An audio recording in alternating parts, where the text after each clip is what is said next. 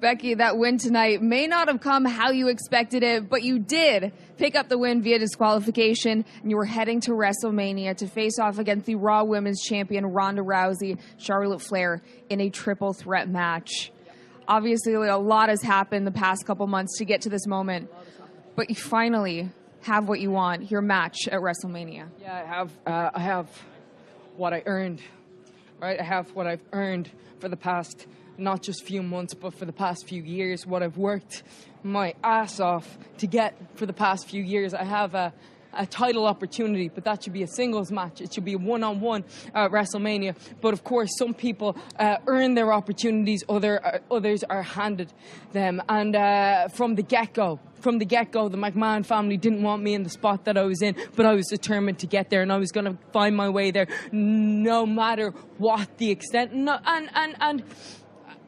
And I didn't really care how I got there. So I've been in Ronnie's head, and we can see that Ronnie's going insane because she doesn't know what she wants. 1 minute she doesn't want me in the match. The next thing she does. The next thing she's trying everything she can to get me out of the match. But it doesn't work. And then she realizes that if there is no Becky Lynch, then there is no main event. What's interesting about Ronda Rousey is she can't help herself, right? She is the most destructive person that I have ever seen in my entire life. Because if you watch the trajectory and her life, it's just been a playbook of how this was going to go down. She got to the Olympics, but she couldn't win the big one. She couldn't win the gold. And then when she was in MMA and everything was easy, she was on top of the world.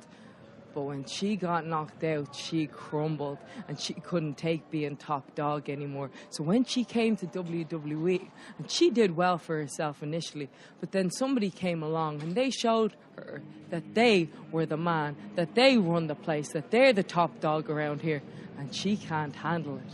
She can't handle it, so she's going to self-destruct, and you're going to see that at WrestleMania, and I'm going to chase her out of WWE and take back what is mine. All right, New Day, we see you out there trying to take what's yours, Oos, just like we took what was ours at Fastlane. Oh, yeah, it's road to WrestleMania. Hey, Oos, which tag team gonna run up? Is it the Board? Is it Swiss cheese and light mayo? Probably not, because all they got to worry about is Mr. Turnbuckle.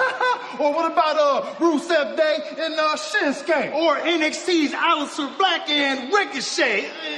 Yeah. Anyways, which leads us to one more tag team. Hey, Oos, they brothers like me and you. Hey, but they nothing like me and you. Oh, no. Hey, this is the warning shot to every tag team in the game. Let's go. Run up and get done up. Welcome to the Usos Penitentiary. Yeah. Ladies and gentlemen, welcome back to episode 146 of the Hoots Podcast. It is Thursday, March 14th, 2019. I am celebrating my 6th year of being a broadcaster in this media business or wrestling media business, wherever box you want to put me in. I don't know or care at this point. But honestly, though, humbly speaking for myself, I just want to send some sincere thank yous to every single good brother, good sister who's taken the time to listen to any of my shows over the last 6 years, or Adam's shows or shows that we've done together on different platforms. Honestly, thank you for giving myself and Adam a chance to come on here and talk about stuff that we love and have some good time with each other. It's a lot of fun recording this podcast, and without your guys' support, this is meaningless. This is just talking air. Me and Adam have countless conversations off of air or not even wrestling related, but I feel like we do a lot of good stuff on here, and maybe we're not knocking it out of the park as far as like the number one rating and this and that, blah, blah, blah, blah. But as far as this podcast is concerned, this show is picking up a lot of steam and momentum, and we're having killer shows over the last couple months. And that's thanks to you. It's thanks to Adam. It's thanks to every single person who gives this podcast a chance. I'm grateful for the people I've met along the way. I'm grateful for the people who give me a chance on the writing tip. Shout out to the people at WrestleZone. Shout out to Between the Roads. Thank you to my good friend B-Rob, who I used to do the pipe bomb with, who told me and gave me the idea of starting my own transcription site. I want to give a shout out to him. He played a big part in doing the writing stuff. Again, just thank everybody for the support. Maybe I'm not everybody's cup of tea at the end of the day, but I've learned a lot along this journey. We're going to talk about that as the show goes on, but I wanted to get that out of the way. Sincere thank you, because I never thought I'd be doing this stuff 6 years. If you asked me back in 2013 on this day if I would be doing podcasting at the age of 25 or media or anything like that at that point, I would tell you no. But I'm glad that I made this choice. I'm glad I took this risk to become a broadcaster. I know I'm not perfect, but I think I have accomplished a lot for my age, and it's thanks to all of you that played a part of it. So I'm not alone. I am alongside my big brother, the one and only AJ Daley. What's up, my man? Nice. What's going on? So that is where I get to put add my little 2 cents in your little thing, man. Listen, congrats on the 6 years, and we met through this whole little weird little podcasting world. But staying with it for 6 years, you have to stay the course, and that's I know on here, because I'm more of the, I guess, older listener or wrestling fan or whatever. I would imagine most people listening to this are probably younger than me, but.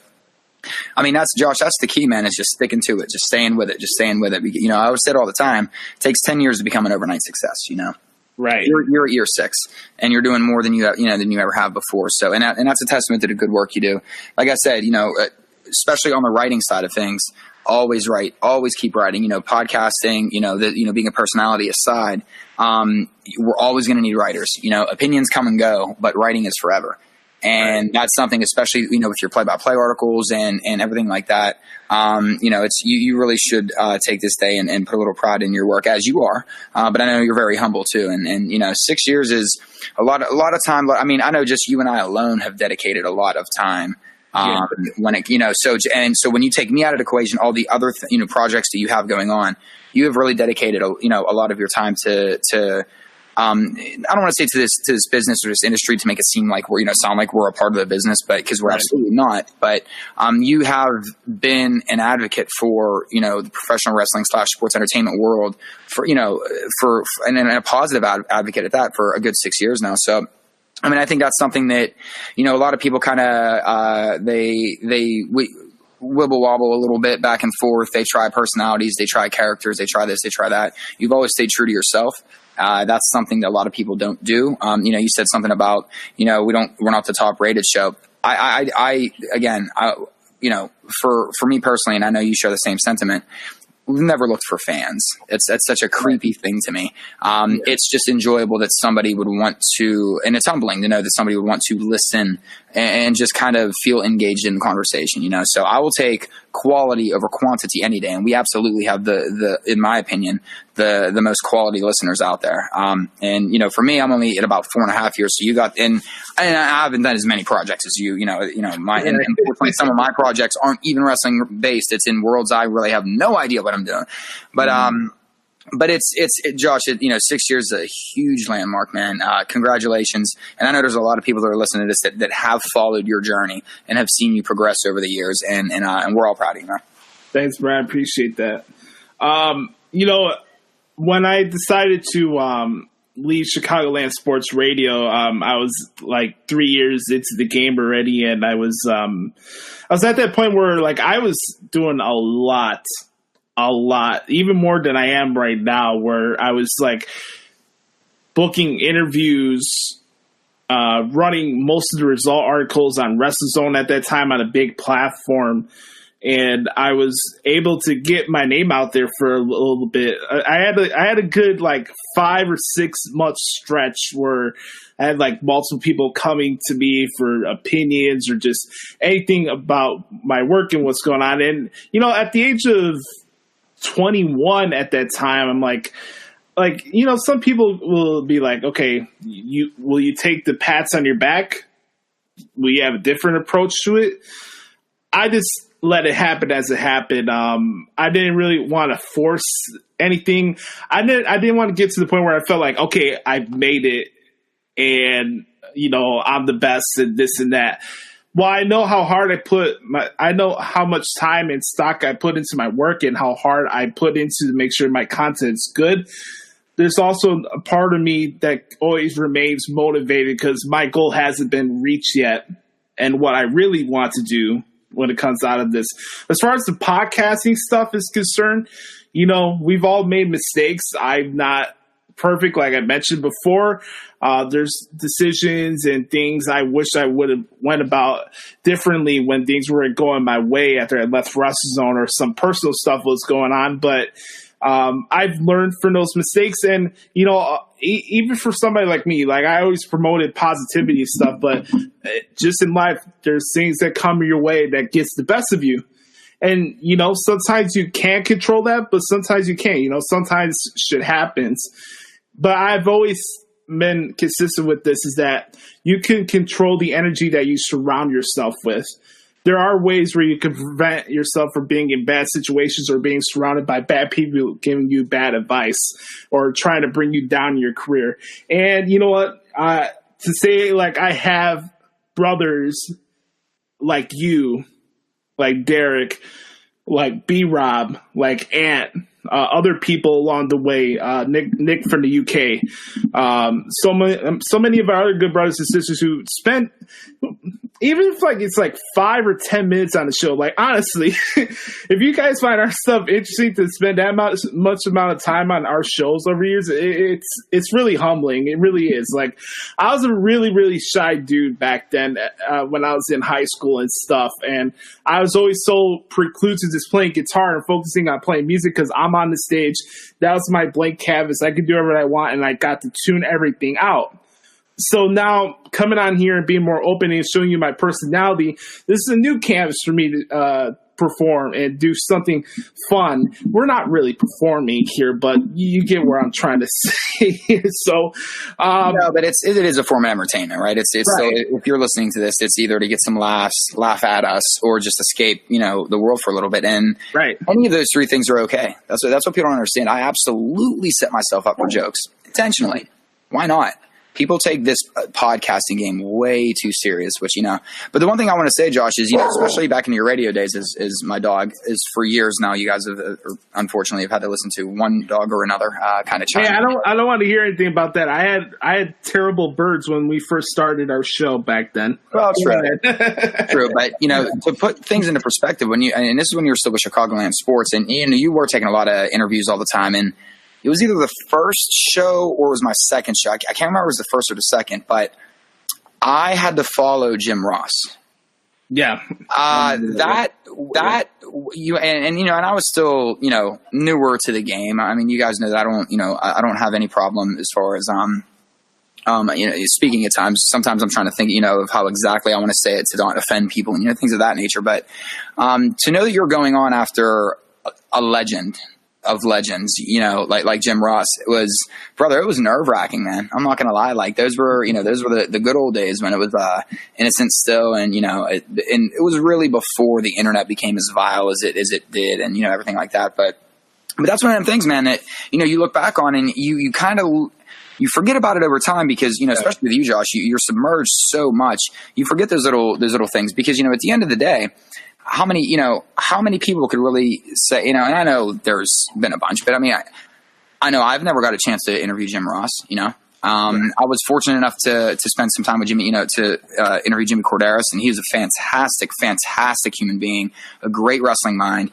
And I was really fortunate to for me, that's still up there as maybe one of the highlight maybe of, if not one of the top three, just because he was so genuine. He was so kind. He was so honest, and so, yeah. And you've gotten so many more of those, like that was really my dream, was just kind of, to interview that side of things. So you've kind of done a little bit of everything, Josh. And I think right now, you're young enough that you've kind of dipped your feet in so many different things and you do have so much experience already.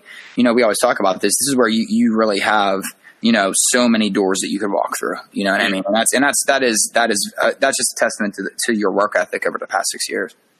I feel like I'm at a point where I can adapt to any situation now, and I think that's a good thing as far as broadcasting is concerned. Like, if I wanted to have the show be a radio format again and go on radio, if I had like a like, let's say I had like a Saturday slot on a local radio station, and I did something like I did with the Pro Wrestling Experience back then, I could do that right now. Now, the big challenge when I started doing podcasting, it's different because can you really hold a conversation like this and make it interesting and make it worth people's time? I think we always pride ourselves in remind people that it's okay to laugh. Mm-hmm. It's okay to talk about mental health and understand some of the mistakes you made along the way, but also realize that wrestling's fucking fun, especially right now. Like we've talked about it ad nauseum for over the last couple of years of how great this time has been as a wrestling fan. I think a lot of people down the road, the next couple, like 5-10 years, will actually look back on this era and just laugh at how many silly, petty arguments there are going on about all these shows. Absolutely. Without realizing how many great feuds and programs we got along the way from all these different companies. Just from a writing tip, like, I'm really grateful for companies that I've actually had the opportunity to interact with, like the Impact or Lucha Underground. Getting to appreciate different forms of wrestling and not just being stuck with WWE if that was only my schedule. We talked about this in the past. So many people only have so much amount of time to invest into wrestling throughout the week, but My teacher, Jonathan Hood, told me, especially when I started writing, is that this is a very big time and opportunity for you to carve a niche for yourself and adapt yourself to different products and help you grow your writing style. My writing style for a New Japan show is different from a WWE show. Maybe my format is similar in how I separate the paragraphs, but all these wrestling shows have a different tone to it. And it's just give me a better appreciation for all the wrestlers that bust their ass every single week. And then that's the fun part of it. So, I really felt like the foundation of what we do right now really started when I was actually a guest on Countdown Recount back then. What was that show? It was remember that show from the blast of the past. That was back in 2014 days. I think we did your interview, I believe, 2015, early 2015. It was right before WrestleMania 31. Yes, it was. Yeah.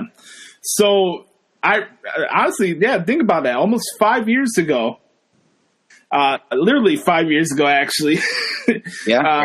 We started this whole thing together, and that night we had literally like a conversation we're having right now, and it's that's the main thing I take away from this is that nothing has changed between us or myself personally since we've been doing shows together. Still the same chemistry on air, still having the same fun type of conversations, and that no matter what's gone through along the way, that we made it out, and we're still having fun recording shows each week.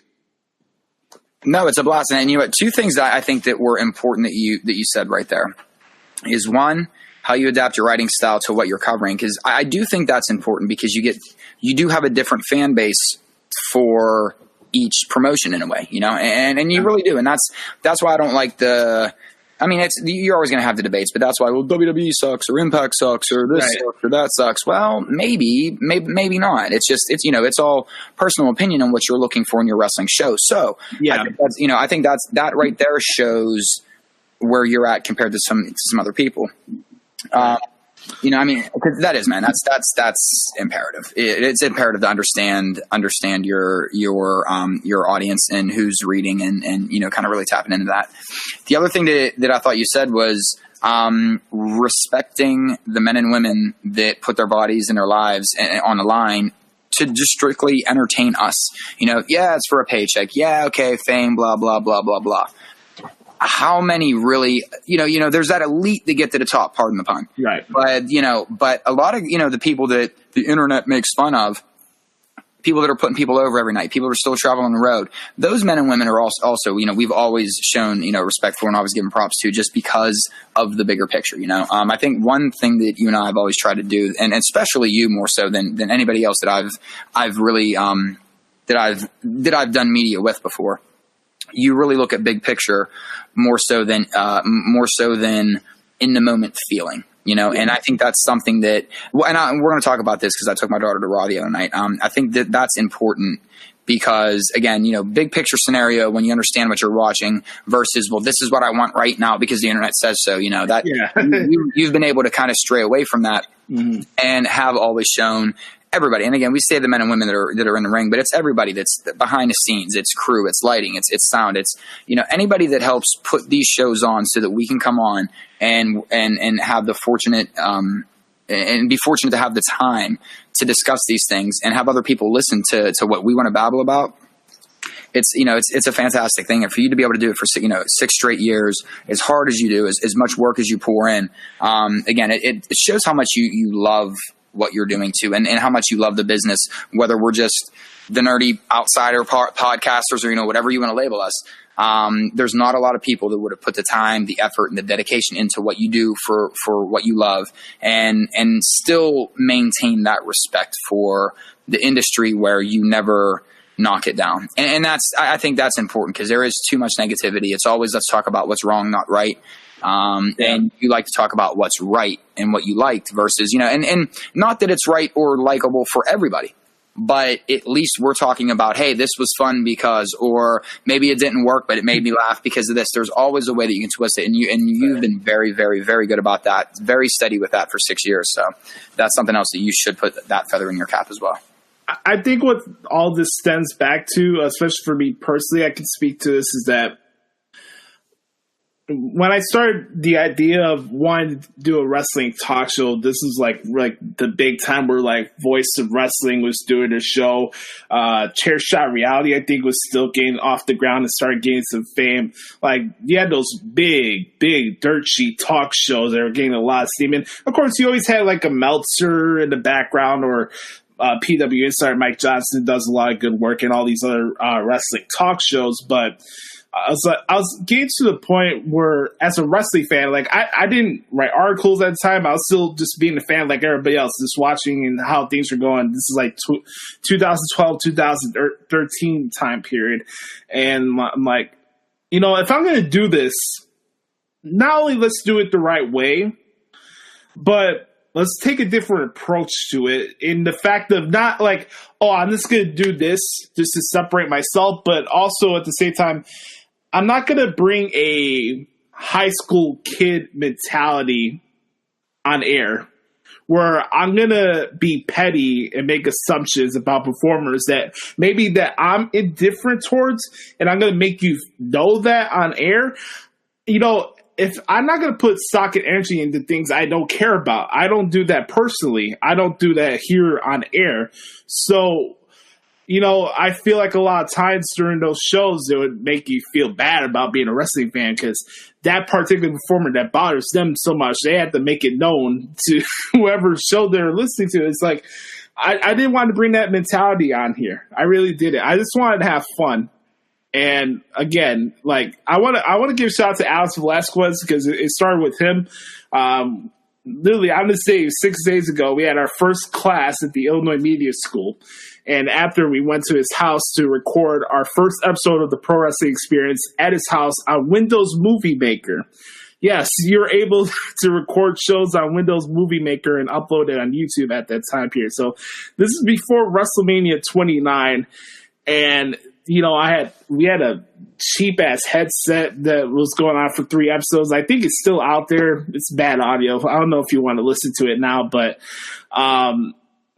yeah, man, 6 years, and it is gone by really fast too along the way. The fact that I'm turning 25 this year still shocks me. I don't even know how to deal with it yet. I turned 40 this year. Pump your brakes, kid.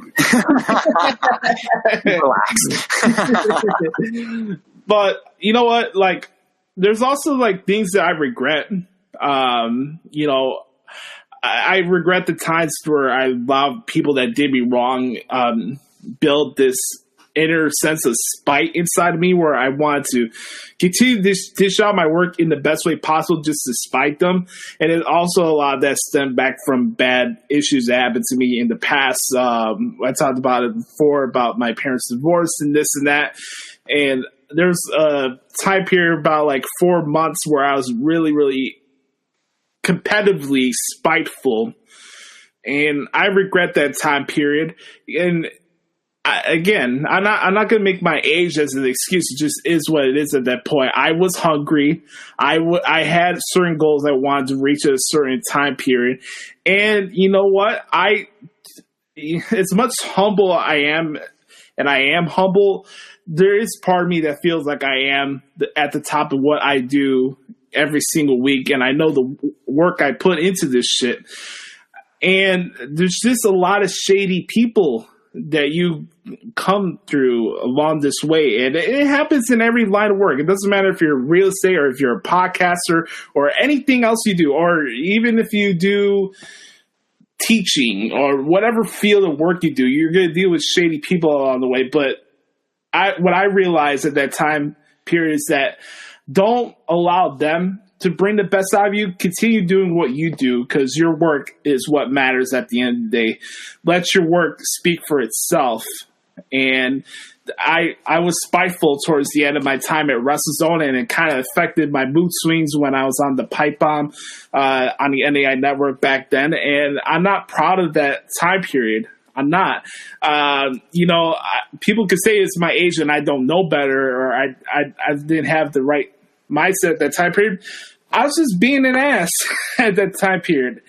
I was vengeful, and I'm not happy about it. I'm still not happy about it. But in those situations, you learn from your mistakes. And, even when you say something that's fucked up or you don't mean, and you say something out of spite, it does affect you. But I think you also have to have those moments to realize that you're not everything's rainbow is butterflies, but also you can't make an ass out of yourself because things are not going your way at a certain time period. So, well, plus, I mean, to piggyback off that, all the different outlets that I've done this for, I've always felt the most genuine, obviously, doing your show, because we've always kept it genuine. We've always kept it just conversational, and listen, admittedly, I felt like other shows or outlets or networks or whatever you want to call them that I've been on, I was really there more for a character.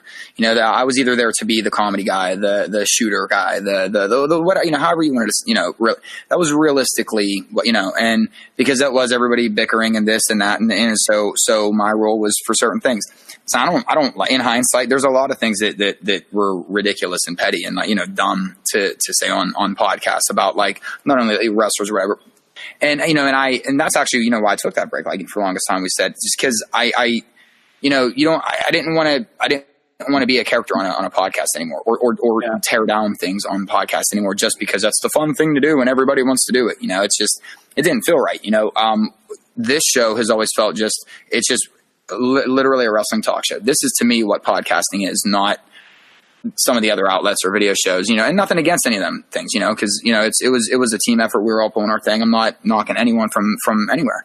But I absolutely know that it was what my role was supposed to be on everything. And I just played into it, which in hindsight, I shouldn't have. I should have just stayed myself the entire time, but when you're on a team, you feel like you need to play that role. So, but through all that though, Josh, you've still, and again, on your own, and everybody goes through little spells like that. There's some people that make a living off that, you know what I mean? Just the negativity and all that kind of stuff. So, I don't think that's necessarily one that, absolutely it's a learning experience, but I wouldn't necessarily take it, as a regret, only because, you have to make those mistakes to learn and go forward and realize you don't want to be the guy that's the contrarian all the time, or be the guy that's bashing the locker room all the time. And that's how you get your clicks, just to get the angry clicks and get the angry, views, because the mob wants Vince's head or something, or the writer's head, or they can book better. And, so you've always stayed away from that. And like I said, but everyone falls into that trap eventually. Right. So, I mean, that's why, I wouldn't call it a regret, call it a learning experience. It's a learning experience. And I don't know if you felt this way. This may just myself speaking here, but I felt a little sense of, pressure when I was on the Pipe Bomb, where you had the name of the show being the Pipe Bomb, and we were the underground show that was bringing in the most numbers on that network, and me and you were the CM Punk guys. And I always, for whatever reason, before we record shows, I always felt like I had to bring a certain edge in a way on air. And kind of what was expected, not to split hairs, but let's just call it like it is. I mean, that's the whole idea of that. There wasn't really passion for wrestling more than passion for, right. and unfortunately, and listen, you kind of gotta. It's almost like when people are on whatever news channel and they start to disagree with everything, they just switch news channels, right? It's journalists can switch. I'm nothing but a voice, I'm not important, you know what I mean? So it's not like anyone was missing me. So it's, so it was just easy for me to just walk away. Right. And I still, even then after you left, I felt like there was at least a good balance that I had with Rob, where it was we got back to more of the edginess from a comedy standpoint. Then back then it was more edginess of wrestling and, the Vince Russo stuff or whatever. But, like you said, that's honestly what started to really turn me off that show, because it felt like we were an anti-Vince Russo show. And, and I always say this, and people can have their own opinions about Vince Russo aside. That's fine. But he was nothing but genuine and kind to me. And, I that's why I can disagree with him, but I'll never say a bad, I'll never knock the man down, because he was fantastic. He was a fantastic human being to me. And in the end, that's what life's about. We're supposed to be able to disagree. That's why I'm not knocking the hustle. Josh, that's what I keep saying, man. I don't knock anybody's hustle. He was great, fantastic to me. So, and that's where I really started to kind of feel like this isn't really about wrestling. It's about going after people. And mixed in with everything else we've talked about. And, it's just not my cup of tea. Right. And there's just always been a part of me internally where I've always been driven to prove people wrong. I've always had that inside of me, family related, professionally related. I just always had that inside of me, good, bad, or indifferent. People can have their opinions or whatever. I feel like I'm a nice dude. I just go about my business. I'm not that desperate for attention at this point in my life. And I think like one of the biggest takeaways I take from this, notwithstanding, having you as my brother, and I mentioned that in the beginning to show how much I do care about you and how much you've meant to me along this way, but also personally, I got to a point where I'm so bogged down to what I do that nobody's opinions really matter at that point as far as like negativity is concerned. Like, I know at the end of the day, doing this line of work, that you're not going to please everybody, and not everybody's going to like you. And that's perfectly fine. I took the wrong approach with that when I was in high school. I thought everybody would like me. I'm nice, even chill dude, play music, just doing my own thing. But, people are going to be people, especially in this society these days. But, I just take solace in the fact that I don't have to put stock into people's opinions, or at least the sheep out there. And I'm not going to be pushed around anymore.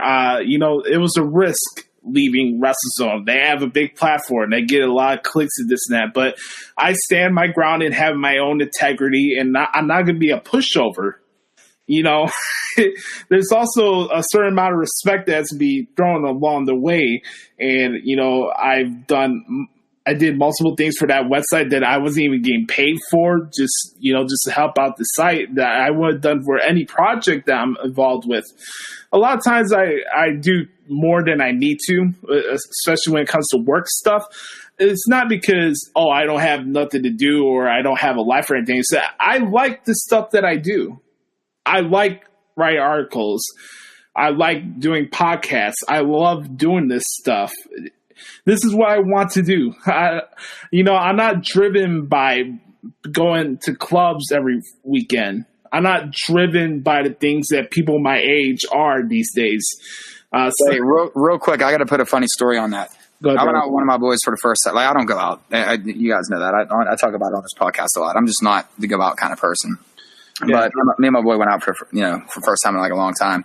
And we were just sitting there, and I had a beer. And I'm looking around, and I'm not, again, I'm not a big drinker, so it's not like I'm like back in my 20s when I was just throwing beers down my throat, Right. And I'm looking around, and I just see all these dudes with Zima bottles, and I'm like, what the fuck is going on? Who's drinking Zima in 2019? Like, all these dudes were dressed like they definitely were going to the max after school. And if you get that reference, I love you forever. If you don't get that reference, it's a Saved by the Bell reference. They were all dressed like AC Slater with stupid glasses. Like, they look like Weekend at Bernie's, like Bernie after he dies. And they're all double fisting Zimas. And and it's the first time I thought to myself, wow, masculinity is going away. Why are you people drinking Zima? Why is it a thing? Stop it. This is the first thing I ever drank when at Y2K. I was totally straight edge till Y2K, and I drank Zima because I couldn't handle beer. So right. Don't go on. I had to at least get that in there because for somebody that, listen, I'm about to turn 40, so all this like young, and it wasn't a club that I went to. It was just like, but it was just like, wait, why? I could tell how long I've been out of the quote unquote nightlife game when you're questioning, is this 2019 or 1999? Because there's way too much Zima going around and not enough Jolly Ranchers to put in the bottom of them. Yeah, I'm surprised that a night at the Roxbury hasn't been had a reboot or a new movie coming out. Be careful what you wish for. Be careful what you wish for, right? Again, just to wrap up this reflective part of the podcast, I just wanted to say again how grateful I am for every single person that has supported my work and it's become a good friend, more importantly, and a good brother and a good sister along the way.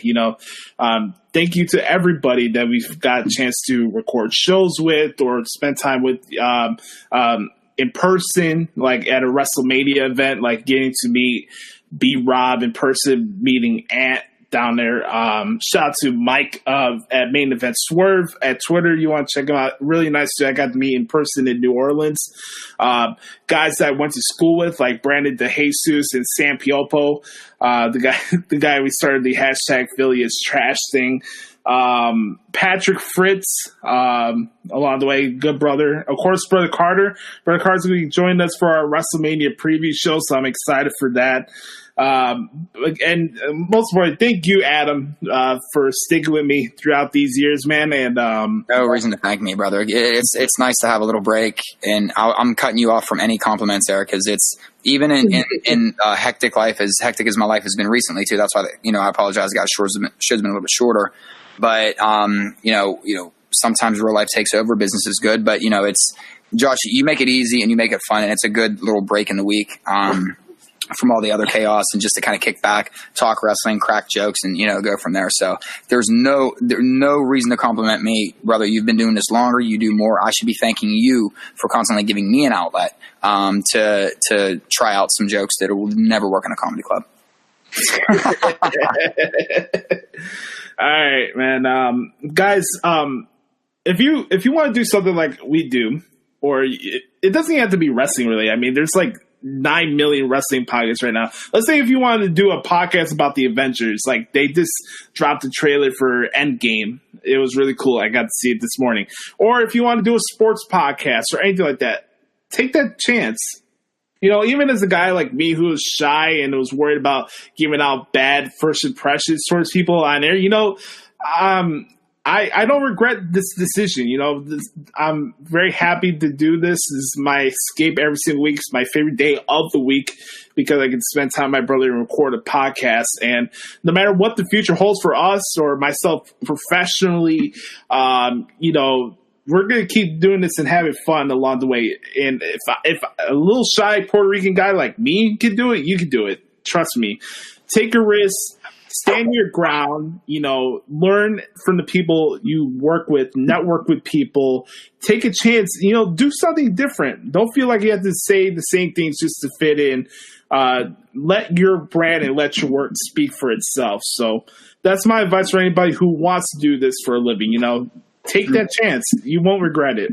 And Josh, I'm going to add on to that because I took the chance at this, and listen, I struggled for a while. Obviously, this wasn't a main source of income or anything like that. It still isn't, but and just taking a chance at podcasting, and I started when I was 34 at the time. So I mean, I started a lot later than I wanted to because it's something I wanted to do for a very long time. I know you guys are going to find this very this next statement very unbelievable, but I am unbelievably shy and not when it comes to, at the time, it was just a fear of public speaking, you know, and then, you know, you get over it, you get through it, you get through those first couple episodes. My first episode, I clicked the pen the entire time. It was 30 minutes of clicking. It was so horrible. But here I am 5 minutes later, and part of what I do for a living is podcasting. So, I mean, I do get paid to podcast. I mean, that's part of my job. That means part of what I do for the brokerage that I work for. So right. It is something that, you know, guys, just because you might start somewhere, you know, and you know, and you know, I'm going to give a shout out to Justin LeBar. Like, he gave me an opportunity to write for Chair Shot Reality. And then that gave me the confidence to kind of go into a podcast. Him and, you know, Justin and Vince Russo both, you know, they actually, Vince too, those two, honestly, I'm going to give credit for. They actually instilled a little bit of confidence in me to say, hey, listen, get your voice out there. And, you know, so, I do thank them guys. And, you know, because, you know, it gets to a point where just because I didn't end up getting paid for wrestling podcasting, I am still getting, it transitioned me into not a job, but a career. Right. To where it's a part of many things that I do. And that might not have happened without that initial, writing job that you know, Justin LeBar gave to me. And again, I thank him, and it's, you know, I could never, you know, thank him enough for that initial opportunity. And then, you know, to have the confidence built in you, and then you start doing it yourself. Guys, take the risk. Really. I mean, life is too short. I look back now and I, you know, wish I would have started doing this a lot earlier, different career paths I maybe should have taken earlier and left other places early. You know, you never want to look back with regret. Take the chance when you did. That's why I always like to give Nick G a big shout out when he's listening, because, you know, my man, you know, knew what he wanted. He took the risk, went down full sail, and, you know, he's living his dream right now. Be that, you know, don't be me that waited till his 30s to try and start doing this. You know what I mean? You know, chase your dreams when you can while you're young, and, you know, don't, and it's as cheesy as it sounds, don't give up. You know, you gotta hustle. It's the hustle. It will pay off. It takes time, but the hustle will pay off. And Josh, you're the perfect example. I want to thank my main mentors along the way that's helped me from an on-air standpoint in writing.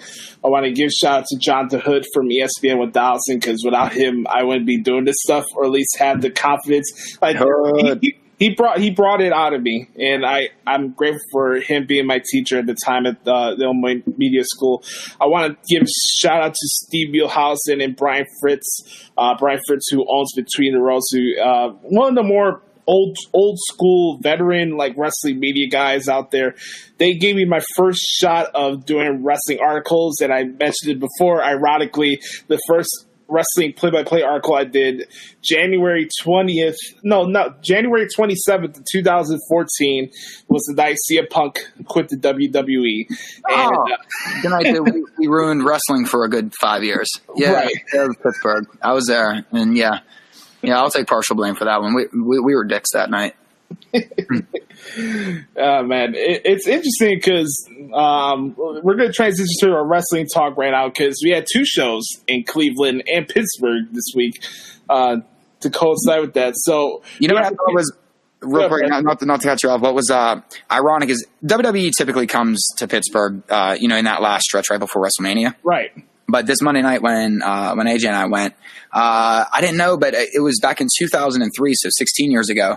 I was also at a SmackDown taping where Kurt Angle's brother, I believe it was Eric at the time, dressed up as Kurt, went out there, took a total ass beating from Brock Lesnar. But it was just a whole, like, switch around kind of deal. I spoke to his brother about it, you know, just very briefly on a thing, just kind of talked about it. But yeah, it was on the same exact day. It was one of those, like, how it always matches up. So it's funny because if you do pay attention, WWE does have a formula.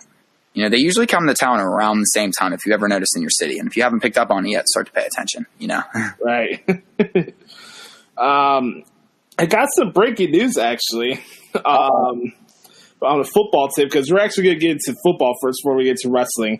This is going to be really quick, guys. Don't worry. Breaking news. One of the funniest names a football player will ever have. Clinton, 1 year, $3.5 million to the Bears. That's a nice replacement. I'll take that. Kind of going back to division too, so he knows the division a little bit.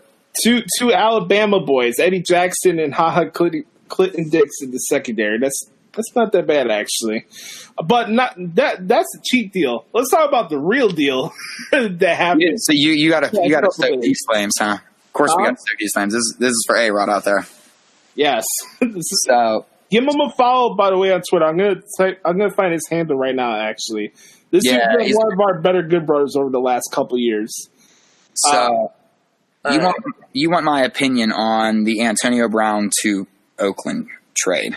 Go ahead, brother. Is what everybody for some reason has been texting me and messaging me, and everybody wants to get my opinion about it. Like I'm Mark Davis.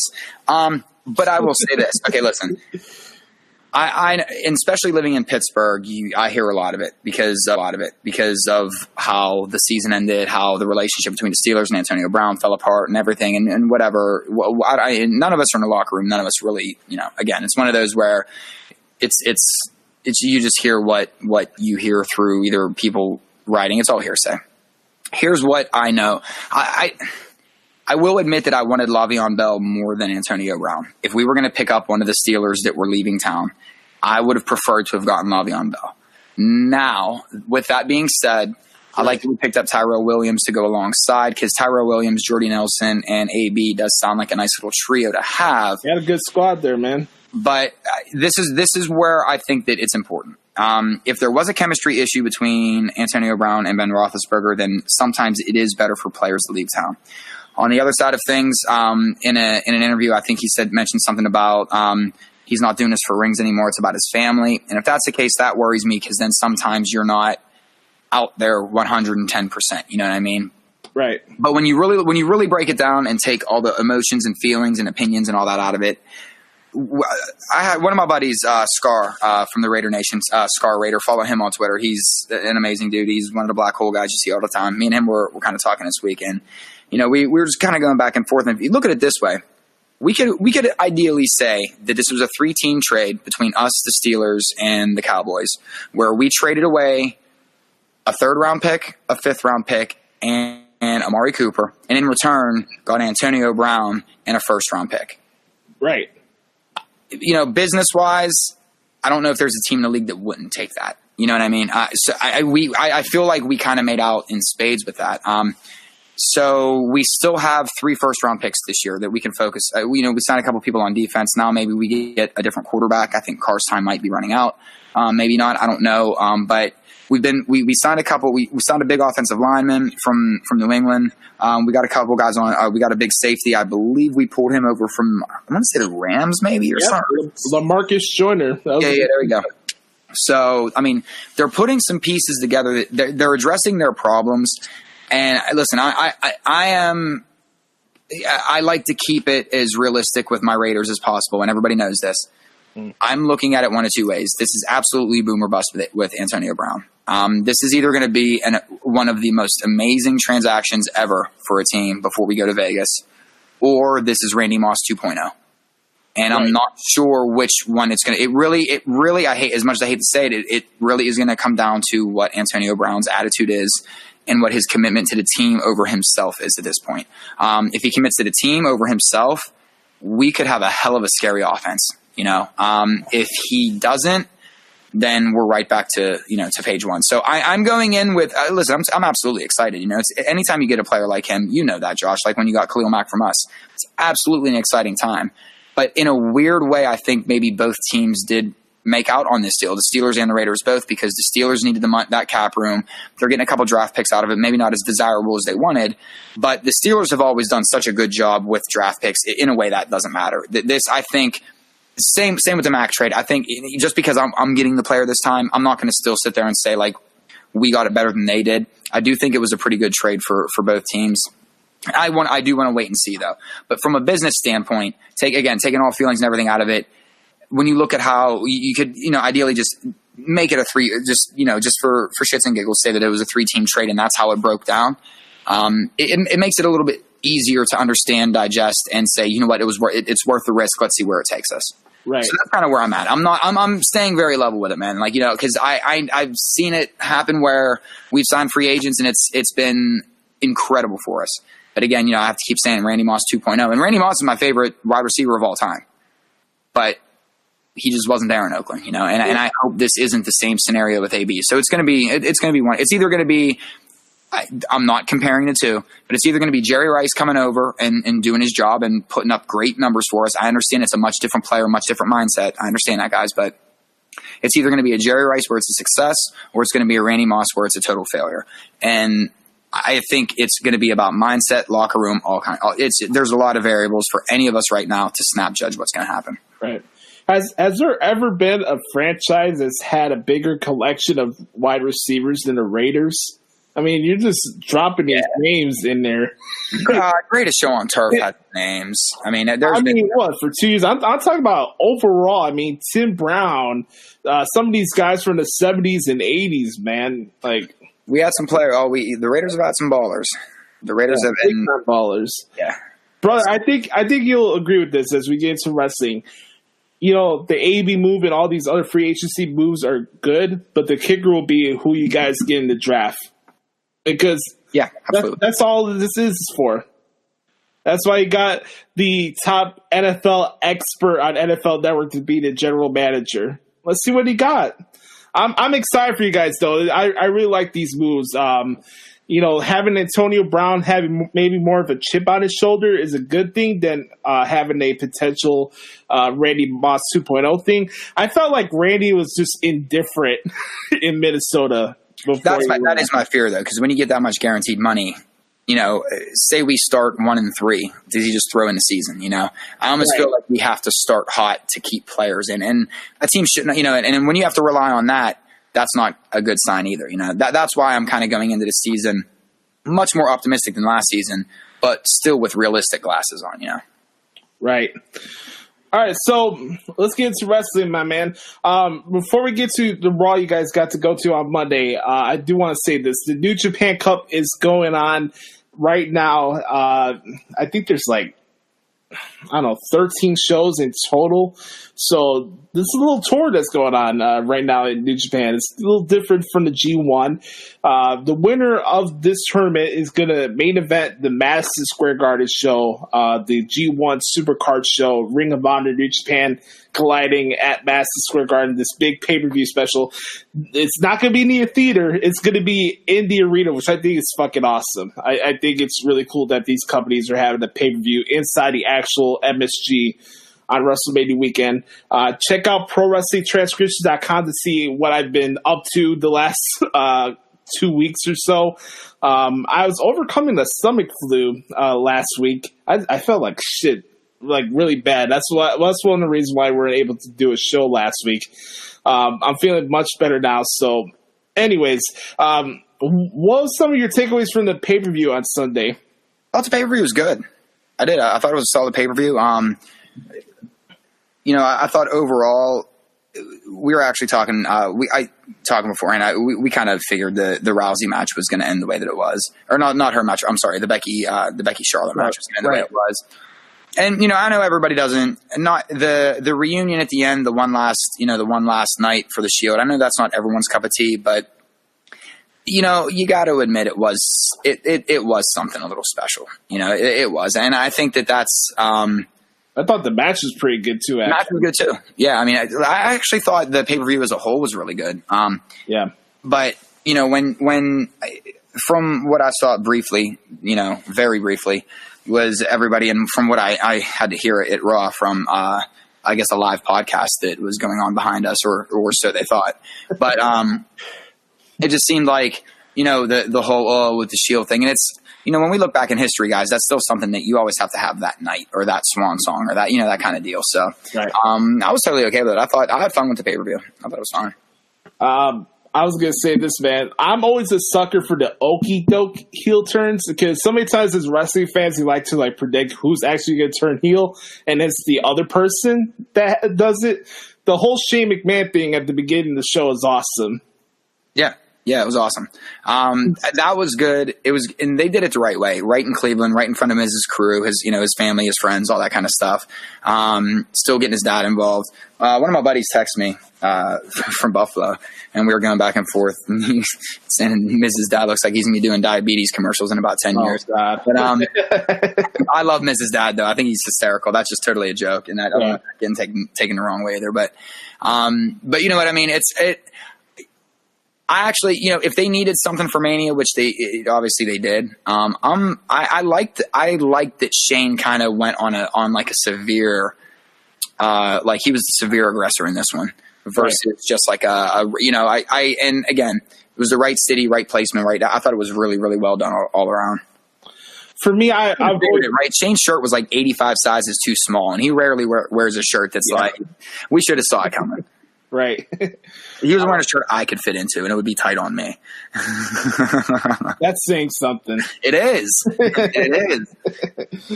I've always liked Shane as a heel more back then, especially when he was like more part of the authority back then.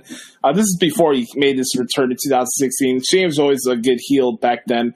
I'm curious to see where this is going. I'll say this though, man, the Usos are clicking on all cylinders right now.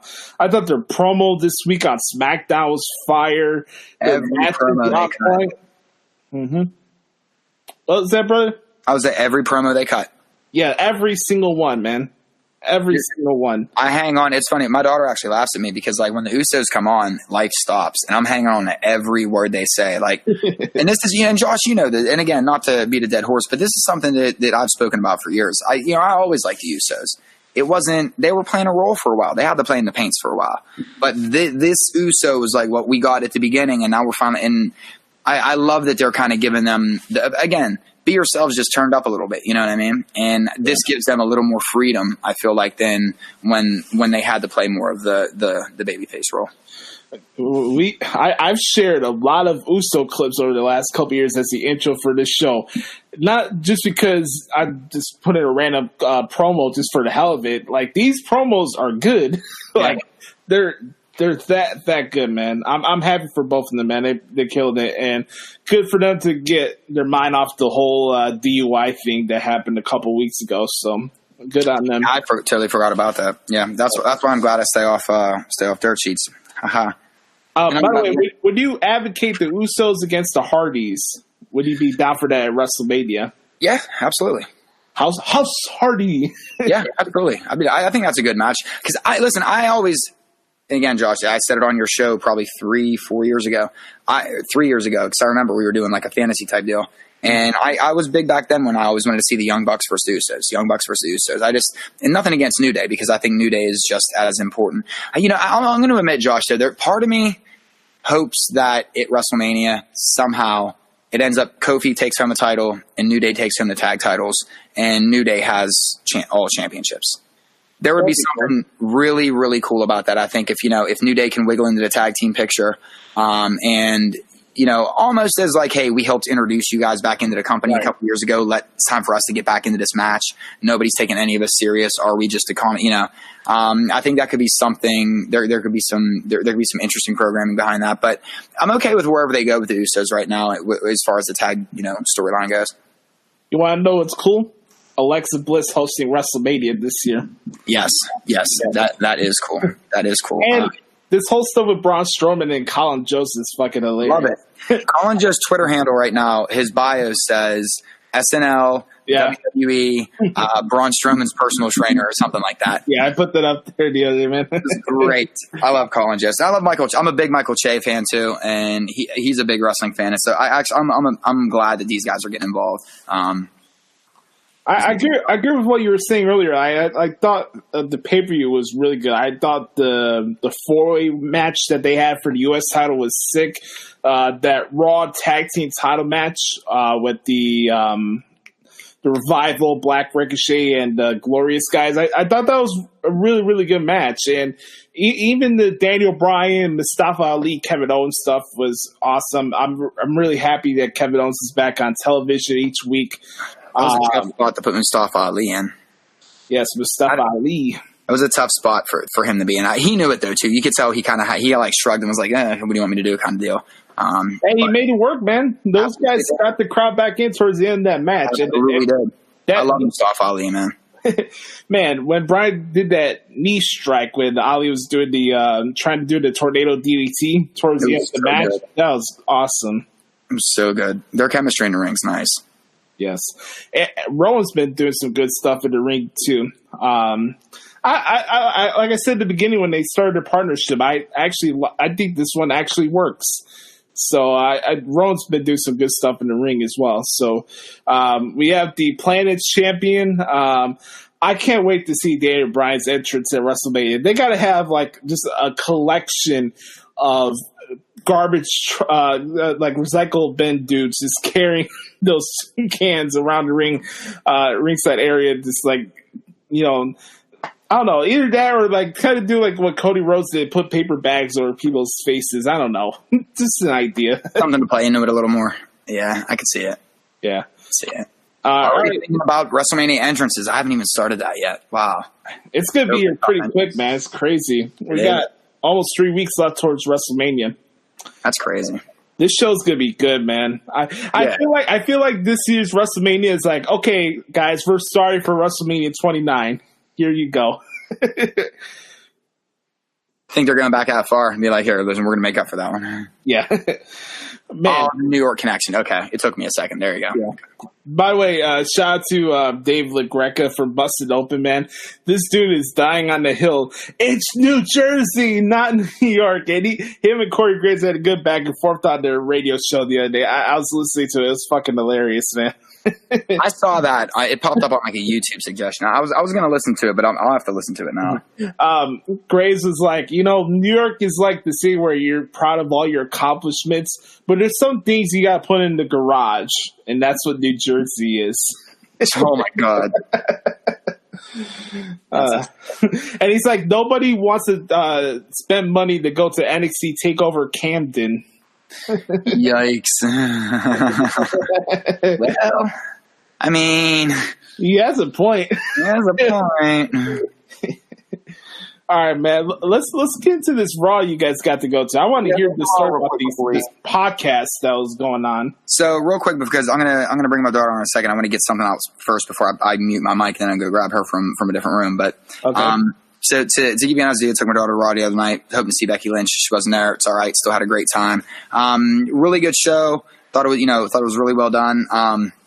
There's the one thing that I do think that even still wrestling fans don't get. And this is to the two gentlemen that were sitting behind us. Shut up. You're at a wrestling event, yes, but it's WWE. It's sports entertainment. It's entertainment. They beat it down your head. It's entertainment. What they do during intermissions, aka commercial break, all the little commercial breaks, stuff like that. It's obviously it's tuned towards children. We have to understand that there's going to be more kids in a WWE crowd than your typical crowd. That's why I still only take my daughter to WWE crowds and nothing against any other industry, and we still watch it. It's not like she's being like hidden from it, but you just don't know what could be said from the crowd. Like, for example, one thing that isn't necessary, I don't think, at a WWE event is when someone starts screaming, "Hey, what does Carmella smell like?" It's not something that I don't think kids need to hear. You know what I mean? And listen, my daughter aside, there's kids around me. How I parent could be different than how Sam and I parent are much different than how other people parent and different things like that. So just thinking about other people, it's like I'm all about, rowdy crowds and all that kind of stuff. And that's fun. When you're at a WWE event, you have to understand there's a line though. And even just in humanity, like, right. What are you getting out of that? Knowing that you're surrounded by children and your loud ass voice from Boston, because you're talking about all these things you're going to do when you go to New York for WrestleMania and all these people and Roman Reigns is faking leukemia and this piece of shit and blah, blah, to where it all started like a fight with a gentleman that was like 2 rows in front of us and some other parents that were like kind of trying to chime in to settle this dude down. This dude screaming in his podcaster voice, "I don't care. Roman's a fraud. Who fakes cancer? He's a piece of shit." And it just was like, and the dudes that were in front of us, they both had it was a guy and his 2 kids. They all had Enzo and Cass shirts on, and this dude wanted to throw out, this coming from the guy with the Enzo shirt on. But what this idiot didn't know is this family actually got visited by Enzo and Big Cass a couple years ago as a part of something that one of the radio or the television stations did around here, and they hooked it up on there, just some. I'm sure something like not a Make-A-Wish, but something to that tune. And I actually talked to the guy before, so I recognized him. Really cool guy. I mean, they said that Enzo and Cass, whatever you think about them, were nothing but great, genuine to his kids, and at the end of the day, that's all that matters. But that was this dude's like hanging point after all the vulgarity and the vileness and the basically it got to the point where around the 10:30 mark, my daughter and I were both just drained from walking back and forth a couple of times, either the bathroom or a concession. And where our seats were, just had to walk so many steps. And I realized I'm starting to get old and can't do that anymore. And on the flip side, just hearing this, it was almost like this dude just wouldn't shut up. Like he couldn't even, but he was Mr. Know-It-all, but yet every like 5 minutes I had to turn around. Oh, what was, he could be so good, but what was his name where, I can't remember his name. Yuha Nation. Oh, yeah. Why didn't they just keep it Yuha Nation? That was so much better. If it was that much better, why couldn't you fucking remember it? You know, it's just like little things like that were just, it was grating and it was just annoying. And it's like, you know what? I'm not saying be a fan how you want to be a fan. Just be cognizant that at a WWE event, there's still going to be kids there, you know, and start to kind of like what you hear and read on the internet about people's personal lives and that kind of stuff. Yeah. It should stay there. It's just, that's why I don't like to talk about stuff on here, you know? And that's why I typically have never gotten along with that many people from Boston either, because they're trash. But that's neither here nor there. So real quick, I'm going to mute it though, because I would like my daughter to, to describe her part. Although real quick, I want to say my man Elias did not disappoint, because statistically it's correct. It's everything I've spoke about on this podcast before. You have to leave here to become a success. Then you come back. Pittsburgh statistically is known for failure and disappointment and just everything. And you know what? He was right to tell AB, go. And the only thing he got wrong is silver and black and so not black and silver. I ain't gonna hold it against my man Elias though, because he held it down. And to me, that couldn't have been a better night for that line to come through on 311 day. I would point out. How big you would have popped if he said Raider Nation? We tried getting a Raider Nation chant started, and I heard it in the videos. Yeah, it wasn't in our best interest, I don't think. But we tried. We attempted it. So I did hear a couple other people though. There's some Raider fans in Pittsburgh. It's funny. I'm gonna mute real quick. I'm gonna go grab our special guest, and we're gonna wrap this up real quick. All right. I agree, man. I'll add Boston to Philly in the is trash category. All right, let's get that out there too. By the way, Sam, if you're listening, hashtag Boston is trash too. All right, let's get that out there. You know, we have back porch conversations here on the podcast, but not like that back porch conversations like those dweebs we're having behind you guys at the show. Like, that's ridiculous. It was sad. Like, and to this dude was like dying for. It was a good. I want to say half hour. It felt like a half hour. It was a good 15 minutes of this dude's like screaming audibly so that half the damn arena could hear him. It was during that entire during the Ambrose McIntyre match. It was during half of it. It was just all this dude just screaming about how Roman's fake and can't. And it like, if you guys want to die, why are you there if you're going to vent the entire show? Well, but not only that, but my God, man, like that's the hill that's the conspiracy theory you want to roll with out of all the conspiracy theories that are out there. This is your hill to die on. Yeah, it's been it's been debunked multiple times, and the fact. Well, not only that. Yeah, go ahead. I was going to say wrestling likes to blur lines, and admittedly, sometimes their standards aren't the best because it is entertainment. But there's still lines that aren't crossed, and that's one that WWE, a publicly traded corporation would never ever cross. Let's have some common sense, please. This isn't a concussion. This is leukemia. It's not faking a knee injury. This is leukemia. This is stop trying to tear a man down that has more accomplishments in 1 week than you've had your entire goddamn life. Hey, if we want to question people's validity, let's question the validity of our orange alien as a president. All right. Well, I mean, keeping it in wrestling terms, it was, but I agree with that sentiment as well. But now we're going to get to the PG, the TV PG part of it, because everybody for some reason hates TV PG. But Daily Stop. I'm bringing a little one in here. I'm bringing the infamous AJ Daley in. Hello. Hola. How are you doing? All right, AJ. So talk to us about Monday Night Raw the other night. Talk to us about your experience, what you liked, what you didn't like. So one of my favorite parts was probably whenever they had Beth Phoenix and Natalia. Yeah, you were big on Beth Phoenix coming out. Because I've always wanted to see one of like the old school wrestlers, especially like one of the women ones. And you were a really big fan of Beth Phoenix's, aren't you? Yeah. Mm-hmm. Yeah, Beth Phoenix, Trish Stratus, and Lita are like my top 3 like old school ones. Right. Yeah. That was a nice surprise for you. Yeah. So we didn't get Becky, but you got Beth. Yeah. Which was cool. Yeah. That's pretty cool. And then I like that Dana Brooke came as well, because I like Dana Brooke a lot too. You are a big Dana Brooke fan. You are. That is correct. Yeah. Now, what would you say, because you're big on, adults argue too much about the dumbest things. How did you feel about, you always hear me say, well, Daddy doesn't like the podcast anymore just because people are impossible to deal with. You got to hear it firsthand the other night on what podcasts sound like because of those gentlemen that wouldn't shut up the entire time. And I'm certain they spilled 7-Up on my jacket, but that's neither here nor there. What did you think about the gentleman behind us, and how were they wrestling fans? Are they like what did you think? I think that they thought they liked wrestling, but really hated it. Right. Like in their mind, they liked wrestling, but actually they just hated it. They just really hated it. Now you got 3 very different crowds so far when we've been to shows. Money in the Bank the crowd was fantastic. I love that crowd. Yeah, right. The Extreme Rules, the crowd was a little dead. And then now we had one where you almost got to see your first wrestling fight where people yell at each other.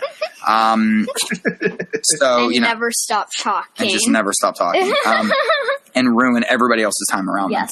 But now, so how did you feel as a 9-year-old just enjoying the show, not really caring about anything else, listening to the vulgarities that were coming from behind, and the Roman with he's faking cancer and he's this, he's that, like, just as is it, do you just hear it and just easily blow it off? Was it starting to annoy you after a while? Do you think there's a place for that? Do you think people should be able to say whatever they want? Do you think it's ridiculous? What do you, because as adults we have our own, how do you feel about it? For a minute, I was able to just go ahead and enjoy this show without really thinking about them, but after a while it got annoying. After like 10 minutes of it, I was like, okay, come on, this is so annoying. Yeah, so 3+ hours of it was a little tough. Yeah, like 4 hours of it was not very good for me. No, I think we were both pretty worn out after that one. But we got lots of cotton candy. You did get cotton candy, and that's what was important. AJ, this was your first Raw, right? Yes. I'm curious because you've been to 2 pay-per-views now. Like, have you noticed a difference from like commercial breaks during a television show from a pay-per-view? Yes, I noticed the commercial breaks are different because obviously a pay-per-view doesn't have as many commercial breaks. They have like 30-second ones. And they would always play that in the arena, but like this time, like at like a Raw, I bet like probably like a SmackDown too. They do like cool little like things, like they did like a 7-minute instead of 7-second dance break. That was too much. This grandma was getting a lot of attention though. They kept putting her on the screen. Grandma was getting so much attention. They had name that nickname. They had 2 kids go against each other where it was like nicknames of different superstars. Yeah. Mm-hmm. Then they also had one where they had these 3 kids do impressions, and of course the 4-year-old John Cena kid would win. Oh, of course, because 1, we couldn't see him, and 2, because John Cena always wins. Literally, you could not see him. You had to look at the screen in order to see him. So that was a very, very good impression. Let's ask you this question, because I know Josh is about to have a question for you too, and we're about to wrap here in a second. But did you feel as though the show moved a little bit quicker with how they filled time with the commercial breaks? Did that help out when you're there live versus when we're watching and either have to fast forward through or we're sitting here during commercials? Okay, absolutely. So you did like that. Because even though like they might show like a commercial or 2 and sometimes they didn't even do anything, like it was just blank. I don't know. It's because of the crowd and the excitement. It just felt like it went by fast. So you're saying all the things that adults complain about made it more enjoyable for you? Yeah. Word. Okay, so WWE is probably doing the right thing then. Yes. That's awesome. Right. But now overall you had a good time? Yes. Now, would you prefer, and Josh, your question. My question was, now that you've gone to a Raw now, do you enjoy watching more in person or on television because you get to skip the commercial breaks? I don't know. I really don't. I know you like to watch in the matches a lot better. Yeah. Because we could actually see the ring a little bit better this time. See how they were helping each other out and stuff. You mean how they, you mean how moves are being done? No, we know what you mean. We obviously we're not knocking it by saying that. You know what I mean? Obviously we're not going to get in trouble like Ronda Rousey did. Right? Yeah, that's exactly what I put that out there. There's a girl that, again, I say it all the time. She'll pause and watch matches in slow mo just to see how moves are being taken, how they're being delivered, how that both of them react, how they land. It's a pretty cool thing to watch. Yeah. So, but overall, did you like pay-per-views or Raw better to go to? Definitely Raw's because I like the promos. You got the promo spots. I like a lot of promos. Even over Money in the Bank? Yes. Wow, okay. Well, actually, I don't know about Money in the Bank versus... That was a special one, though. Yeah, I feel like maybe they're tied. Okay. They're tied. Yeah.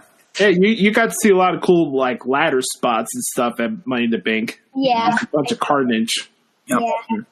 There you go. Well, AJ, thank you once again for the TVPG section of our show.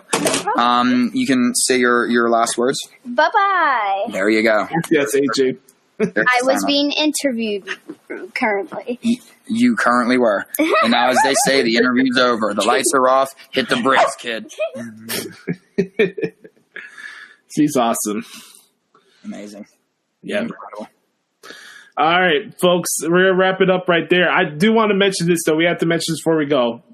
Batista and Triple H set for WrestleMania. We talked about it last week, how excited we are for the program. How was the promo there for you Monday? I thought it was really cool. Loved it. Loved it. Loved seeing Batista there. And I was kind of getting amped up for it, and it was exciting. I had a really exciting time at Raw the other night. I thought it was a good time. The Guardians of the Independence scene. That was so good. That was such a good line. Mm-hmm. Such a good line. So no, I really dug Raw the other night.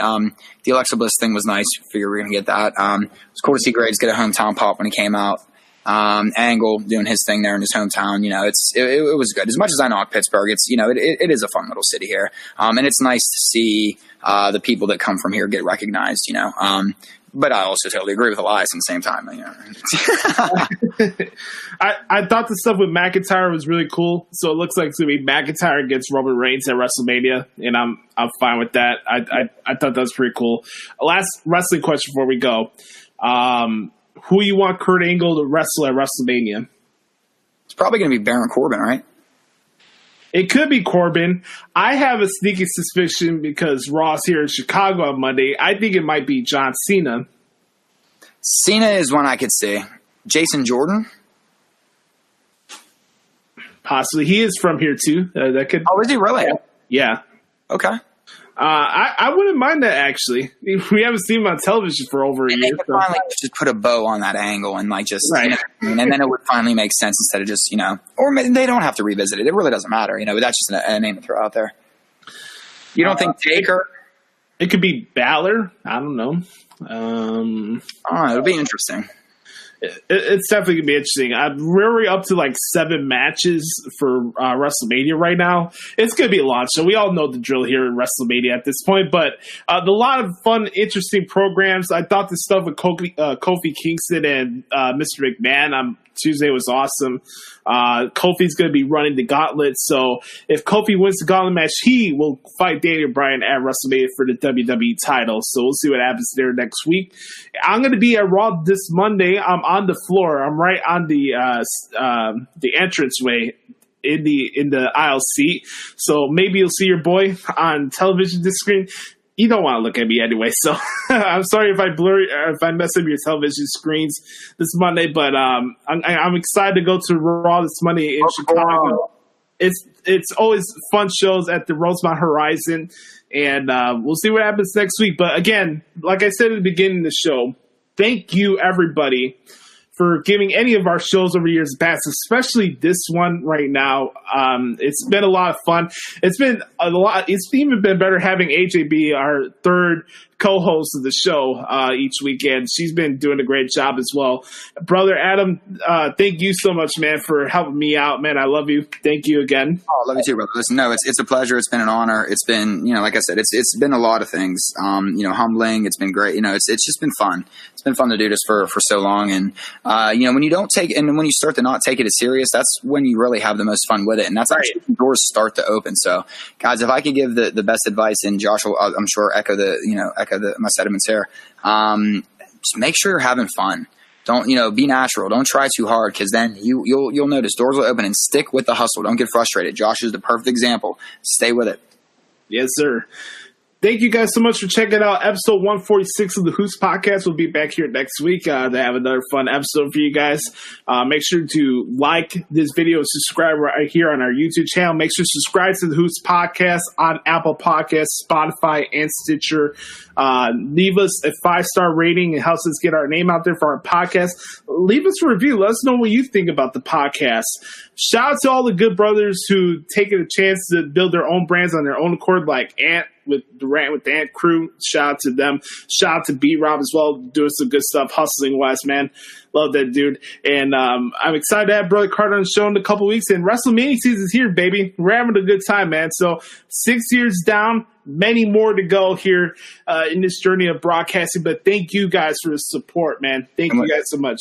And you know what, and Josh, and that's it too, is thanking everybody, and because again, you never know where it's going to go, because just like you, Josh, now you're doing article after article after article after article, and it will, like I said, guys, it will pay off.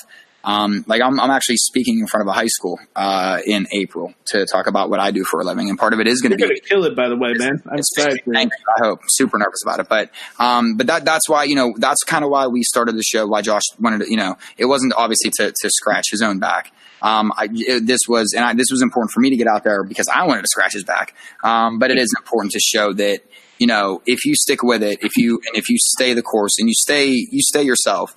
You'll get there. You'll get there eventually. Because listen, 5 years ago, I never thought I'd be saying I'm going to be a keynote speaker at a high school near me to talk about my career, and it's fantastic. It's a fantastic feeling.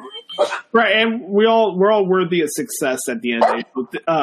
Anytime I see my good brothers or good sisters go out of their way to get some recognition, even if it's not wrestling related, I think it's fucking awesome. Just like Ant and all them guys, just being able to create your own thing past just the wrestling podcast. So all your shout outs, I'm going to give a shout out to all them guys too, all them guys and girls too. Oh, by the way, make sure to follow Alex on Twitter, big Raider fan, at ARod0034. Raider Nation, baby. All right, so for the good brother Adam Daley, I am Josh Lopez. You can follow me on Twitter and Instagram at the Hoots Podcast. Follow Adam on the IG tip at AdamDaley13. We'll be back here next week for the Hoots Podcast. Enjoy your weekend, everybody. And we'll talk to y'all next week. Love y'all. Thank you for the support, everybody. I really appreciate it. We'll talk to you guys next week.